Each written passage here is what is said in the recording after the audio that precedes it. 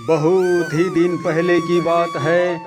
राधापुर गांव में एक करोरी मल नाम का सेठ रहा करता था, जो बहुत ही कंजूस और एक नंबर का मक्खी चूस था। उसका एक ही सोच था कि गांव वालों का जमीन हड़पना। और उसका एक बेटी भी थी जिसका नाम था चंद्रावती, जो बहुत ही सुशील और पढ़ी लिखी टैलेंट थी।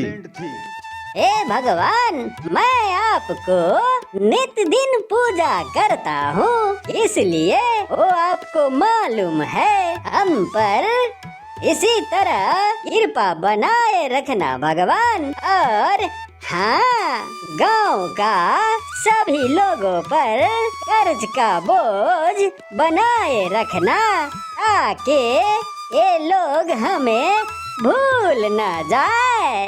ले दे के तभी सेठ का बेटी चंद्रावती आती है। पिताजी, मैं आपको कितने बार बोल चुकी हूँ कि आप इस तरह से भगवान को मत ठगा कीजिए। ये हमारे लिए अपशगुन की बात है। अरे बेटी चंद्रावती, तुमको मालूम नहीं कि मैं भगवान का कितना बड़ा भक्त हूँ। पिताजी, आप गांव का गरीबों का कर्जा देकर कितना सारा संपत्ति हड़प लिए, लेकिन क्या होगा वो संपत्ति लेकर जो बेईमानी तरीके से लिया गया हो। अरे तुम्हारी कहने का मतलब क्या है कि मैं इन गांव वालों में अपना सारा दौलत बांट दूं और खुद सन्यासी बन जाऊं? ले दे के हमारे परिवार में आप और मेरी सिवा कोई नहीं है, और हमारा पास कितना संपत्ति है। आपका निधन के बाद ये सारा संपत्ति मेरी ही होने वाली है। इसीलिए मैं कहती हूँ, गांव का गरीबों का सारा कर्ज माफ कर दीजिए। तुम सुबह सुबह इस तरह भाषण क्यों दे रही हो? क्या बात है बेटी, बताओ जरा, हमें भी तो बताओ।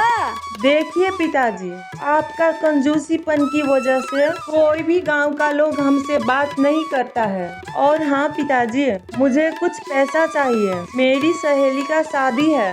ऐसा? इतना पैसा चाहिए तुम्हें? अभी मेरे पास छुट्टा नहीं है बेटा, ले दे के। यही कुछ 5,000 चाहिए। देखो बेटी, अभी तो मेरे पास ऐसा नहीं है, पर हाँ, मैं तुम्हें मुफ्त में एक आइडिया देता हूँ। क्या आइडिया है पिताजी? देखो बेटी चंद्रावती, जो दिखता है वो ही बिकता है। मैं तुम्हें 50 रुपया देता हूँ। तुम उस पैसा को लिफाफे के अंदर डाल देना, और तुम वो लिफाफा अपनी सहेली की शादी में चुपचाप दे देना। किसी को पता भी नहीं चलेगा कि उसके अंदर कितना पैसा है। क्यों, मेरा आइडिया अच्छा लगा ना? ले दे के। पिताजी, आप कंजूसी छोड़िए। ठीक है बेटी, तो मैं व्यवस्था करता हूँ, ले दे के। सेठ वहां से जाने लगता है, और कुछ दूर जाने के बाद उसी गांव का पंडित वहां उनसे मिल जाता है। प्रणाम पंडित जी। अरे प्रणाम प्रणाम, कहिए करोड़ी मल जी, क्या खबर है आपका? अब क्या बताऊं पंडित जी, मैं तो आप ही का पास जा रहा था ले दे के। अरे फरमाइए, कहिए क्या काम है? मेरे बेटी चंद्रावती के लिए लड़का चाहिए। वो अब शादी की लायक हो चुकी है। और हाँ पंडित जी, और हमको ऐसा दामाद चाहिए कि वो हमसे दहेज ना मांगे। समझ गए ना बात मेरा पंडित जी? ले दे के। इसके लिए मुझे थोड़ा टाइम चाहिए करोड़ी मल जी। अरे हाँ पंडित जी, आप 1 महीने की जगह 2 महीने ले लीजिए, लेकिन मुझे दामाद बिना दहेज वाला ही चाहिए। समझ रहे हैं ना आप मेरा बात ले दे के? अरे ठीक है करोड़ी मल जी, आप चिंता ना करें। आप जैसा ही दामाद ढूंढते हैं वैसा ही हम ढूंढ के देंगे आपको। तभी सेठ करोरी मल जाने लगता है। देखो देखो, इस दुनिया में ऐसा भी बुर्बक आदमी है, अपने आप को कितना चतुर समझता है। इनको चाहिए बिना दहेज वाला दामाद। वाह रे वाह। अरे पटमूर्खो, तुमको इतना भी नहीं मालूम कि तुम्हारी सारा संपत्ति उसी के पास जाएगा जिसका शादी तुम्हारे बेटी चंद्रावती से होने वाली है। मूर्ख कहीं का। देखो बेटी चंद्रावती, मुझे कुछ काम से शहर भी जाना पड़ेगा। शायद मुझे 1-2 दिन टाइम भी लग सकता है। तुम अपना ख्याल रखना बेटी। और हाँ, रात में सोने से पहले घर का दरवाजा अच्छे से बंद करके रखना। समझ गई ना तुम? ठीक है पिताजी, चिंता मत कीजिए, मैं अपना ध्यान अच्छी तरह से रखूंगी। ठीक है बेटी, मैं चलता हूँ, तुम अपना ख्याल रखना। और इतना कहकर सेठ शहर चला जाता है। और रात होने पर चंद्रावती सोने चली जाती है। तभी उसी वक्त उस घर में एक चोर घुस जाता है। लगता है आज बहुत ही तगड़ा सामान हाथ लगने वाला है। तभी चंद्रावती नींद से जाग जाती है। कौन हो तुम और मेरी घर में कैसे घुस आए? मेरा नाम सोहन है, मैं कोई चोर नहीं। मुझे प्यास लगा था इसलिए पानी पीने के लिए अंदर घुसा हूँ। सोहन, क्या तुम लक्ष्मी नारायण का बेटा हो? जी, मैं लक्ष्मी नारायण का ही बेटा हूँ। और तुम सेठ करोड़ी मल का बेटी चंद्रावती हो ना? हाँ सोहन, मैं सेठ करोड़ी मल का ही बेटी हूँ। सोहन, हम दोनों कितने दिन का बाद मिल रहे हैं, वो भी रात के टाइम में। क्या बताऊं चंद्रावती, मैं तो बर्बाद हो चुका हूँ और इस सब का जिम्मेवार तुम्हारा पिताजी है। चंद्रावती, तुम्हारा पिताजी। मेरी पिताजी? मैं कुछ समझी नहीं। आज से कुछ साल पहले मेरा पिताजी ने तुम्हारे पिता से कुछ पैसे कर्ज में लिया था और मेरे पिताजी ने कर्ज लौटाने ही वाला था कि उससे पहले तुम्हारे पिताजी यानी कि करोड़ी मल ने हमारे घर और जमीन पर कब्जा कर लिया और मेरे पिताजी से तुम्हारे पिताजी ने जबरदस्ती कागजात पर दस्तखत करवा लिया और इसी सदमे से मेरा माता और पिता का निधन हो गया चंद्रावती। और मैं आज तुम्हारे पिताजी से मेरे पिता का मौत का बदला लेने के लिए ही आ रहा था शहर से। और तभी मेरा दोस्त देव मिला और तभी मेरे दोस्त देव ने बताया कि चंद्रावती सेठ करोड़ी मल का ही बेटी है।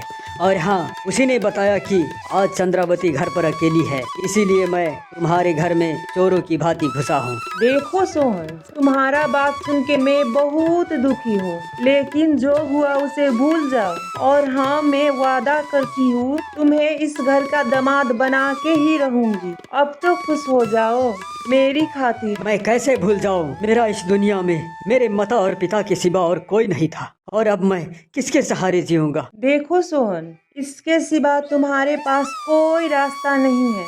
मैं वादा करती हूँ तुम्हें इस घर का दामाद बना के ही छोड़ूंगी। मैं शादी करने के मूड में फिलहाल नहीं हूँ। तुम्हें मेरी पिताजी से बदला लेने के लिए मुझसे शादी करना ही पड़ेगा। ठीक है, तुम कहती हो तो मैं तुम्हारे लिए कुछ भी करने के लिए तैयार हूँ। हम दोनों बात करते करते रात भी निकल चुका। अगली सुबह सेठ करोड़ी मल शहर से लौटता है। तभी पिताजी, आप जो काम से शहर गए थे वो पूरा हो चुका? हाँ हाँ बेटी, काम पूरा हो चुका है। ये तुम्हारे साथ कौन है और यहाँ क्या कर रहा है? ले देके। ये मेरी सहेली का भाई सोहन है, उसने इसे मेरा पास भेज दिया काम ढूंढने के लिए। क्या आप इसे अच्छी नौकरी दे सकते हैं?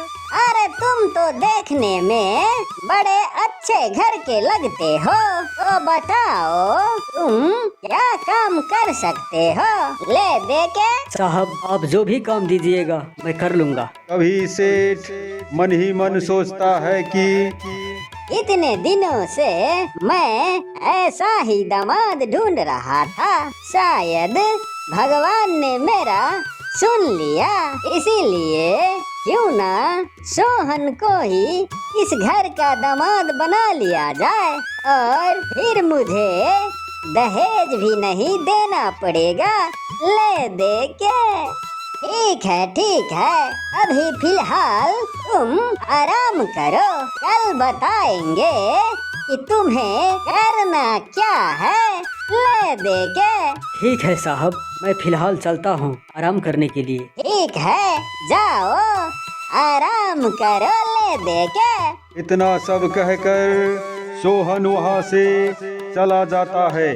बेटी चंद्रावती, मैं तुम्हें कुछ कहना चाहता हूँ। जी पिताजी, कहिए क्या कहना चाहते हैं। बेटी चंद्रावती, तुम बोली थी कि वो मेरे सहेली का भाई है, वो दिखने में बहुत ही सुंदर है और सुशील भी, उसे तो कहीं भी नौकरी आसानी से मिल जाएगा, पर वो मुझे बहुत ही पसंद है। अगर तुम्हें भी पसंद हो तो दोनों को शादी करवा दूं, ले दे के। ठीक है पिताजी, मैं शादी करने के लिए तैयार हूँ, लेकिन मेरी एक शर्त है। शर्त? कैसी शर्त बेटी? मैं सोहन से शादी करूँगी, लेकिन आपको सारा गांव का कर्जदार को कर्जा माफ करना पड़ेगा। ठीक है चंद्रावती, मैं कल तुम्हें सोच के बताऊंगा। ठीक है पिताजी। तभी चंद्रावती चली जाती है सोहन का पास। देखो सोहन, मेरी और तुम्हारा शादी का लगभग बात हो चुका है, तुम पहले का सब कुछ भूल जाओ और चलो हम दोनों आज से नया जिंदगी शुरू करते हैं। ठीक है चंद्रावती, तुम कहती हो तो, क्योंकि मैं तुम्हारे लिए कुछ भी करने के लिए तैयार हूँ। आखिर तुम मेरा बचपन का प्यार जो हो। अगली सुबह। ठीक है बेटी, मेरा अकल ठिकाने आ गया। मैं सोचता था कि दौलत ही सब कुछ है, पर नहीं बेटी, इंसान और इंसानियत भी है इस धरती पर, और उसका मिसाल सोहन है। इससे अच्छा दामाद मुझे कहीं ढूंढने पर भी नहीं मिलेगा। और हाँ बेटी, तुम्हारे आगे ये दौलत मेरे लिए कुछ भी नहीं है, तुम्हारे खुशी में ही मेरा खुशी है बेटी। मैं सारे कर्जदार का कर्जा माफ कर दूंगा बेटी। अब बताओ तुम खुश हो ना बेटी? जी पिताजी, मैं बहुत खुश हूँ। अगले दिन चंद्रावती और सोहन का शादी हो जाता है।